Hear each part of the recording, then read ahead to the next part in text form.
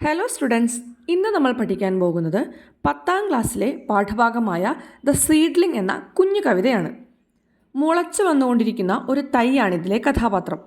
മണ്ണിനുള്ളിൽ നിന്ന് പുറത്തെത്താനായി ആ കുഞ്ഞൻ തൈ സ്വയം സംസാരിക്കുകയാണ്. ഞാൻ വളരെ കരുത്തനായൊരു തൈയല്ല, എങ്കിൽ കൂടി എന്നാൽ കഴിയുന്നത് ഞാൻ ചെയ്യും. മെല്ലെ തലപൊക്കി പുറത്തേക്ക് നോക്കിയ ചെടി തന്നോടൊപ്പം വളരാനായി തണ്ടിനെയും ക്ഷണിക്കുന്നു. വളരെ പ്രയാസപ്പെട്ടാണ് വിത്തിൽ നിന്ന് പുറത്തെത്തിയത്.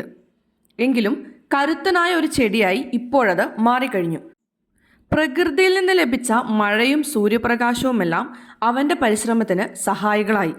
ഒടുവിൽ ചെടിയിൽ ഇതാ ഒരു പൂ കൂടി വിരിഞ്ഞിരിക്കുന്നു. പിന്നീട് കവി വായനക്കാരോടായി സംസാരിക്കുകയാണ്. ഇത്തിരി പോന്ന കുഞ്ഞൻ ചെടിയെപ്പോലെ നിങ്ങളും പരിശ്രമിക്കുവിൻ. മഴയും സൂര്യപ്രകാശവും അതിനെ സഹായിച്ചതുപോലെ നിങ്ങളെയും പ്രകൃതി സഹായിക്കും. അങ്ങനെ മൊട്ടിട്ട് വിരിഞ്ഞ് മനോഹരമായ ജീവിതം നിങ്ങൾക്ക് ലഭിക്കട്ടെ. ഇങ്ങനെ പരിശ്രമത്തിൻ്റെ മാഹാത്മ്യം കവി ഈ കവിതയിലൂടെ വരച്ചിടുന്നു.